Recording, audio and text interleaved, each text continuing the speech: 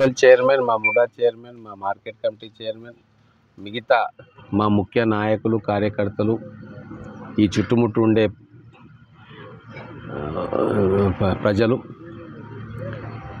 ఏదైతే శ్రమదాన కార్యక్రమం చేసుకుంటున్నామో ఈ ఆదివారం రోజు ఎంబీఎస్ జూనియర్ కాలేజ్కి వచ్చినాం. ఇక్కడ చాలా ఏళ్ల నుంచి చెత్త అంతా పేరుకొని పోయి ఉంది. వాటిని క్లియర్ చేసే కార్యక్రమం చేస్తున్నాం. అలాగే వీళ్ళకు క్లాస్ రూమ్స్ ఇబ్బంది ఉంది. సో పాత బిల్డింగ్లను తీసేసి అక్కడ కొత్త క్లాస్ రూమ్లు కట్టాలి. దానికి ఈఐడిసి ఎడ్యుకేషన్ ఇన్ఫ్రాస్ట్రక్చర్ డెవలప్మెంట్ కార్పొరేషన్ తోటి ఎస్టిమేషన్ వేయించాలని చెప్పడం జరిగింది. టెంపరీగా మనం ఆల్రెడీ 8 క్లాస్ రూమ్స్ ఉన్నాయి, అక్కడ లీకేజ్ అవుతున్నాయట. దాన్ని ఇమ్మీడియట్గా పాత రేకులు తీసేసి కొత్త రేకులు వేయడం, ఫ్లోరింగ్ వేయడం అవన్నీ కూడా ఇమ్మీడియట్గా టేకప్ చేయమని చెప్పినాం. దాన్ని మున్సిపాలిటీ ఫండా, ముడా ఫండా లేకుంటే మా ఎస్డిఎఫ్ చేసి అది 20 రోజులు 20 నెల రోజులలో మొత్తం కంప్లీట్ చేసి వాళ్ళకి హ్యాండ్ ఓవర్ చేస్తాం. అలాగే ఇక్కడ పిల్లల మీటింగ్ కోసము ప్లాట్ఫామ్ కట్టిండ్రు, దానిపైన కూడా షెడ్ కావాలన్నారు. అలాగే 2 పార్కులు డెవలప్ చేయాలి యూత్ ఇన్ ద క్యాంపస్. అక్కడ కాలేజ్ హాస్టల్ ఉంది, ఇక్కడ కాలేజ్ ఉంది, కాబట్టి వీళ్ళందరికీ ఉపయోగపడేటట్టుగా 2 పార్కులు డెవలప్ చేయాలని చెప్పేసి ఇప్పుడే ఆదేశాలు ఇవ్వడం జరిగింది. మేము ఫిజికల్గా గ్రౌండ్ మీదకి వస్తేనే ఇబ్బందులు మాకు తెలుస్తాయి. ఇక్కడ టాయిలెట్స్ లేవు గర్ల్స్ స్టూడెంట్స్కి. సో దాన్ని కూడా ఇమ్మీడియట్గా 1 రోజులో టేకప్ చేయమని చెప్పి చైర్మన్ గారికి చెప్పినాం. మేము ఇప్పుడు ప్రజల వద్దకు పోదలుచుకున్నాం, ప్రజలతోటి పోతా ఉన్నాం. ఎక్కడ ఏ సమస్య ఉన్నా కూడా ఫిజికల్గా పోయి అక్కడ ప్రాబ్లం ఏముంది, దానికి సొల్యూషన్ ఏంది, ప్రజాప్రతినిధి సొల్యూషన్స్ చెప్పాలా, లేదు ప్రభుత్వానికి నివేదించాలి. ఇది మా యొక్క బాధ్యత. ప్రజలకు సేవకులుగా ఉండాలనుకుంటున్నాం కాబట్టి ఇది మా బాధ్యతగా భావించి ప్రతి కాలేజీకి పోతూ ఉన్నాం, ప్రతి హాస్టల్కి పోతూ ఉన్నాం, ప్రతి కాలనీకి కూడా అట్టనే పోతున్నాం. నిన్న దాదాపుగా 5 వార్డులకు పోయినాం. మా డెవలప్మెంట్ వర్క్స్ ప్రారంభం చేసుకుంటూ, కొన్ని శంకుస్థాపన చేసుకుంటూ, భవిష్యత్తులో వాళ్ళకి ఇంకేం కావాలని చెప్పి వాళ్ళని అక్కడ ప్రత్యక్షంగా అడగడం జరిగింది. ఫిజికల్గా మేమందరం కూడా చెక్ చేస్తూ ఉన్నాం. మాతో పాటు మున్సిపల్ టీం కూడా వస్తూ ఉన్నాం. ఖచ్చితంగా ఈ 1 సంవత్సరంలో మా చైర్మన్ గారి తర్వాత మొత్తం నివేదిక ఇస్తారు మహబూబ్ నగర్ ప్రజలకు. దాదాపుగా 120 కోట్ల పనిని మేము ప్రపోజ్ చేస్తున్నాం, కొన్ని శాంక్షన్ చేసినాం, కొన్ని ప్రారంభోత్సవం చేసుకుంటున్నాం. ఖచ్చితంగా గత 10 ఏళ్లలో ఏదైతే అభివృద్ధి బయటనే కనబడ్డదో వాటన్నిటినీ కాదని కాలనీలకు, బస్తీలకు, కాలేజీలకు పోయి నిజమైన అభివృద్ధి ఎట్లా చేయాలి అని చెప్పి ప్రణాళికలు వేస్తూ ఉన్నాం. 3వ తారీఖు రోజు ముఖ్యమంత్రి గారిని కలవడం జరిగింది. కలిసిన తర్వాత కొత్తగా కార్పొరేషన్ మనకు వచ్చింది కాబట్టి ఖచ్చితంగా 250 కోట్ల నిధులు మాకు ఇవ్వాలి అని చెప్పి వారిని రిక్వెస్ట్ చేయడం జరిగింది. వారు కూడా ప్రపోజల్స్ అన్నీ తయారు చేసుకోండి, అవకాశం ఉన్నప్పుడు ఖచ్చితంగా పెడతాం, వచ్చే బడ్జెట్లో కూడా దీని గురించి ఒక ఆలోచన చేస్తాం. అంటే మున్సిపల్ అడ్మినిస్ట్రేషన్కు ఎక్కువ నిధులు కేటాయించి కొత్తగా ఏర్పడ్డ కార్పొరేషన్స్కు ఆర్థికంగా వాళ్లకు ప్యాకేజ్ ఇచ్చేటట్టు ఒక ఆలోచన చేస్తాము అని చెప్పి ముఖ్యమంత్రి గారు కూడా అన్నారు.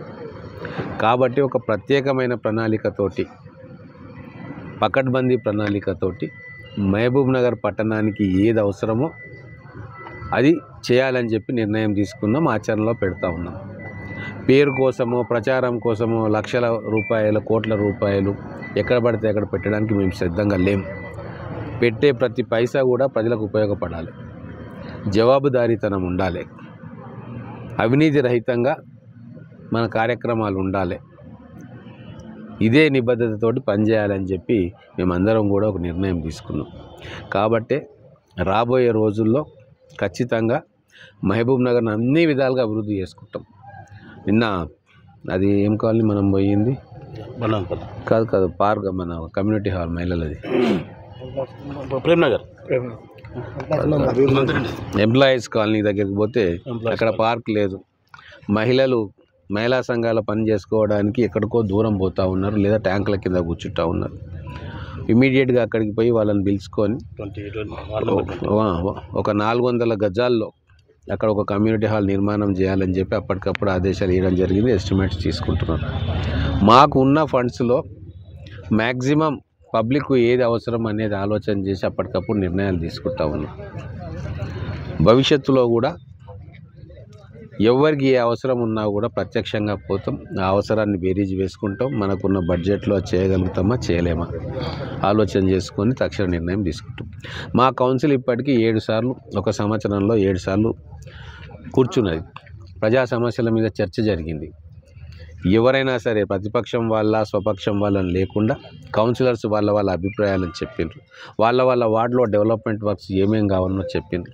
దానికి అనుగుణంగా కూర్చొని ప్రతి వార్డుకు కూడా డెవలప్మెంట్ వర్క్స్ వచ్చేలాగా ప్రణాళిక చేసినాం. ఎటువంటి భేదభావం లేదు. మహబూబ్ నగర్ మొత్తం కూడా మనదే. ఒక వార్డు నాది, ఒక వార్డు నీది అని చెప్పే ఆలోచన ఎట్టి పరిస్థితుల్లో మాకు రాబోదు. మొత్తం 49 వార్డులను పూర్తిగా అభివృద్ధి చేస్తేనే మహబూబ్ నగర్ అభివృద్ధి అవుతుంది. కాబట్టే ఈ 7 కౌన్సిళ్లలో వార్డులకు నిధులు ఇచ్చినాం, పనులు జరుగుతూ ఉన్నాయి. ఇంకా నిన్ననే ఒక 33 కోట్ల రూపాయలతోటి TFUIDCB టెండర్లు కూడా అయిపోయినాయి. వాళ్ళు కూడా వచ్చి పనులు మొదలు పెడతారు. ఇంకొక 25 కోట్ల కోసం మనం మాట్లాడినాం, అది కూడా వచ్చే అవకాశం ఉంది. దాని తర్వాత ఓన్లీ డ్రైన్ వర్క్స్ కోసం 80 crores ముఖ్యమంత్రి గారికి కూడా రిపోర్ట్ ఇచ్చినాం. అది మరి ఈసారి వస్తుందా, నెక్స్ట్ బడ్జెట్కి వస్తుందా? ఇట్లా ప్రతి క్షణం మహబూబ్ నగర్ అభివృద్ధి కోసం మేము నిశ్శబ్దంగా పనిచేసుకుంటూ పోతా ఉన్నాం.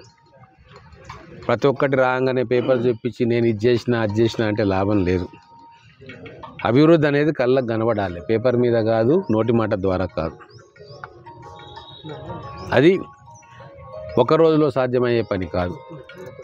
మెల్లగా ఒకటి స్వల్పకాల లక్ష్యం ఉంటుంది, ఒకటి దీర్ఘకాలిక లక్ష్యం ఉంటుంది. ఇవన్నిటినీ కూడా బేరీజ్ వేసుకొని ఇమ్మీడియట్ రిలీఫ్ ఏమి ఇవ్వాలా, లాంగ్ టర్మ్ ఏం ప్రపోజల్స్ పెట్టాలి, ఇవన్నీ కూడా ఆలోచన చేస్తూ ఉన్నాం. మన ముఖ్యమంత్రి గారు కూడా అర్బన్ డెవలప్మెంట్ మినిస్టర్గా వారే ఉన్నారు కాబట్టి మనం ఏం ప్రపోజల్స్ తీసుకొని పోయినా కూడా సానుకూలంగా స్పందిస్తూ ఉన్నారు. మనం కలిసినప్పుడు ఒక మాట అన్నాడు, మీరు పట్టుబట్టినందుకే కదన్నా కార్పొరేషన్ ఇచ్చినాము అని చెప్పి వారు అనడం జరిగింది స్వయంగా. నేను ఒకటే చెప్పిన, కార్పొరేషన్ ఇచ్చిర్రు, ధన్యవాదాలు. అలాగే ఒక మంచి ప్యాకేజ్ కూడా ఇవ్వండి, చరిత్రలో మీ పేరు నిలిచిపోతుంది అని చెప్పి రిక్వెస్ట్ చేసిన. అప్పుడు ఈ బడ్జెట్ సమావేశాలు అవన్నీ కొద్దిగా బిజీగా ఉన్నాం. అయిన తర్వాత పక్కా ప్రణాళికలు వేసుకొని రండి, దాని గురించి ఆలోచన చేద్దామని చెప్పి వారు చాలా పాజిటివ్గా మాట్లాడారు. ఖచ్చితంగా మా మహబూబ్ నగర్ అభివృద్ధి కోసం ఎన్నిసార్లైనా ముఖ్యమంత్రి గారిని కలుస్తాం, వారిని అడుగుతాం, రిక్వెస్ట్ చేస్తాం. అవసరం ఉంటే మన జిల్లా వాడు కాబట్టి కొద్దిగా డిమాండ్ కూడా చేసే చొరవ మనకు ఉంటుంది కాబట్టి జిల్లా వాసులుగా అది కూడా చేస్తాం. ప్రజలందరికీ కూడా నేను ఒకటే విజ్ఞప్తి చేస్తూ ఉన్నా, మీరు కూడా అధికార యంత్రాంగానికి సహకారం ఇవ్వండి. కంప్లైంట్ చేయడం చాలా ఈజీ, అది కాలేదు ఇది కాలేదని. కానీ అధికార యంత్రాంగం ఉన్న పరిమితమైన వనరులతోటి వాళ్ళ కష్టపడుతూ ఉన్నారు.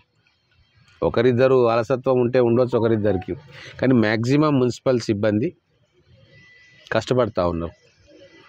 వాళ్ళని కూడా మనం గౌరవంగా చూసుకొని వాళ్ళకు కూడా ఎటువంటి ఇబ్బంది లేకుండా మన పనులను సామరస్యపూర్వకంగా పరిష్కారం చేసుకొని పూర్తి చేసుకోవాల్సిన అవసరం ఉంది. ఒక మంచి రిలేషన్ ఉండాలి. ప్రభుత్వ ఉద్యోగులకు, మున్సిపాలిటీ ఉద్యోగులకు, ప్రజలకు ఒక సింబయాటిక్ రిలేషన్షిప్ ఉండాలి.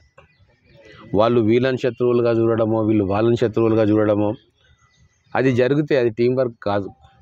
వాళ్ళు మనస్ఫూర్తిగా పనిచేస్తేనే మన సమస్యలు చాలా వరకు పరిష్కారం అవుతాయి. అట్లా వాళ్ళు మనస్ఫూర్తిగా పనిచేసే వాతావరణాన్ని మేమందరం కూడా కల్పిస్తున్నాం. మేము కానీ, మా చైర్మన్ కానీ, మా కౌన్సిలర్లు కానీ.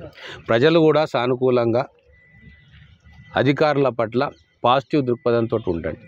ఖచ్చితంగా ఎవరన్నా తప్పు చేస్తే చట్ట ప్రకారంగా వదిలేది లేదు. కానీ వాళ్ళు ఈ మహబూబ్ నగర్ పట్టణం మాది, దీని అభివృద్ధిలో మేము భాగస్వామ్యం కావాలి, ఇది ఒక ఉద్యోగం కాదు, ఇది ఒక బాధ్యత అని చెప్పి వాళ్ళు ఫీల్ అయ్యేటట్టుగా కూడా మన ప్రవర్తన ఉండాలి. మేము అట్లనే వాళ్ళని మోటివేట్ చేస్తూ ఉన్నాం. ఒక టీమ్గా మనందరం కూడా పనిచేసి ఈ మహబూబ్ నగర్ పట్టణాన్ని నెంబర్ 1 పట్టణం తెలంగాణలో నెంబర్ 1 పట్టణంగా మార్చుకుందాం. మహబూబ్ నగర్లో గతంలో కోట్ల రూపాయలు నిర్మించిన పార్కులన్నీ కూడా ఇప్పుడు ఖచ్చితంగా ఎక్కడైతే అధిక శాతం నిధుల దుర్వినియోగం అయ్యిందో సరే ఓ 5-10% అటు ఇటు అయితే అది పట్టించుకోము, కానీ పూర్తిగా నిధులు ఎక్కడైతే దుర్వినియోగం అయిందో అది మా దృష్టికి వస్తే ఖచ్చితంగా విజిలెన్స్ ఎంక్వైరీకి రాస్తాం. అధికారులు నిజాలను నిగ్గు తేల్చి వాళ్ళ సర్వీస్ బుక్ ప్రకారం వాళ్ళ రూల్స్ ప్రకారంగా వాళ్ళు చర్యలు తీసుకుంటారు. సో మాకు ఎవరి మీదనో కక్ష కట్టి ఏమో చేయాలనే ఉద్దేశం లేనే లేదు. నాకు కానీ మా పార్టీకి కానీ అటువంటి ఆలోచనలే ఉండవు. కానీ ఎక్కడ ప్రజాధనం విపరీతమైన దుర్వినియోగం జరిగింది, తెలిసి ప్రజాధనం లూటీ అయ్యింది, అక్కడ మాత్రం మేము ఎట్టి పరిస్థితుల్లో కూడా ఉపేక్షించాం.